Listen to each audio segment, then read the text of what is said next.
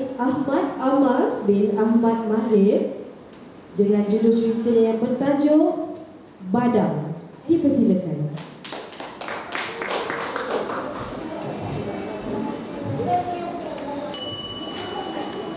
Akulah badang. Aku gagah perkasa. Ha ha ha ha. Assalamualaikum dan salam sejahtera.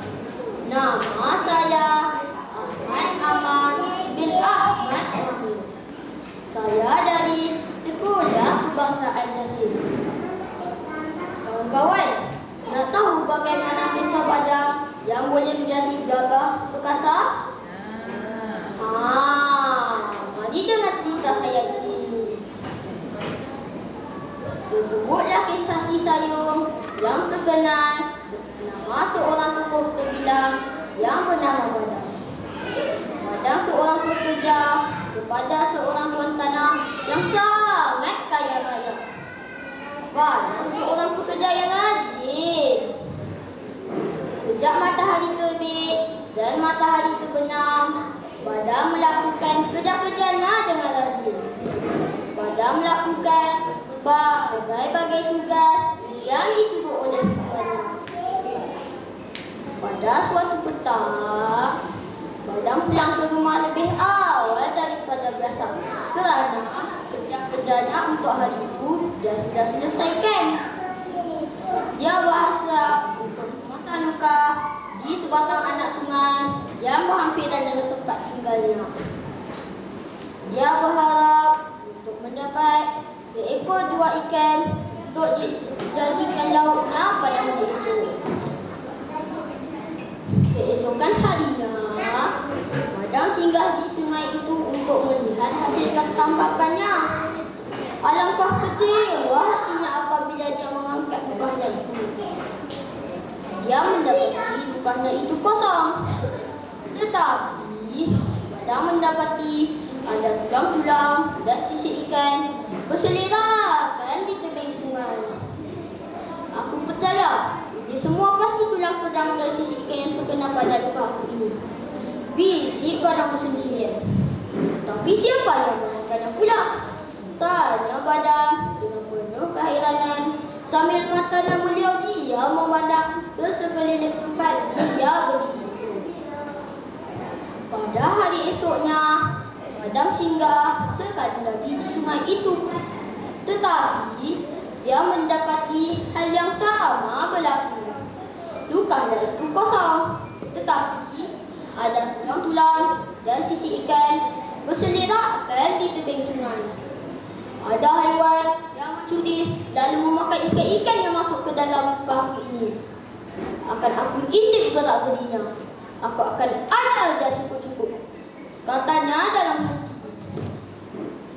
Keesokan harinya, ketika langit mulai cerah, Badang telah sampai ke kawasan sungai. Setibanya di sebalik pokok yang berhampiran dengan lukahnya, dia melihat siapakah yang memakan ikan-ikan yang masuk ke dalam lukahnya itu. Tidak lama kemudian, Badang melihat ada hantu air timbul daripada sungai Samun di seberang sungai itu. Hantu air itu mengangkat luka yang dipasang oleh Badang. Hantu air itu seekor ikan yang ada di dalam luka itu lalu memasukkannya ke dalam mulut. Setelah mengunyah beberapa seketika, tulang-tulang ikan itu dicampak di atas tanah di tebing sungai itu. Kelakuan hantu air itu membuat Badang naik rada. Sepantas kilat, Badang meluru lalu mencapai janggut hantu air itu. Direntak-rentak janggut hantu air itu sekuat-kuatnya. Aku bunuh kau! Aku bunuh kau! Tepik Badang dengan marahnya. Tolonglah! Jangan bunuh aku! Jangan bunuh aku! Aku boleh tunaikan apa saja permintaan engkau. Badang berfikir sejenak. Tetapi tangannya masih erat memegang janggut hantu air itu. Bolehkah engkau menjadikan aku kuat dan gagah? sudah tentu boleh. Tetapi ada syaratnya. Engkau mestilah memakan muntah aku dulu. Setelah bulat fikiran, badan pun berkata, baiklah, engkau muntah sekarang. Biar aku makan muntah engkau itu. Setelah melihat badan habis memakan muntahnya, hantu air itu pun berkata, lepaskanlah aku. Aku sudah penuhi permintaan engkau. Tidak, jawab badan. Walaupun aku sudah habis memakan muntah engkau, itu belum berarti aku sudah menjadi kuat dan gagah. Kalau kau tidak percaya, kau boleh uji kekuatan baru engkau itu. Mendengar kata-kata itu, badan pun mencapai sebatang pokok yang besar berhampiran dengan tebing sungai itu. Dengan mudahnya, pokok itu tercabut daripada tanah. Badan kagum dengan kekuatan baru yang dia peroleh itu. Kemudian, badan mencabut beberapa pokok yang lainnya pula. Ternyata, kesemua pokok itu dicabut dengan mudah. Dirempuhnya hutan belantara di sekeliling sungai itu.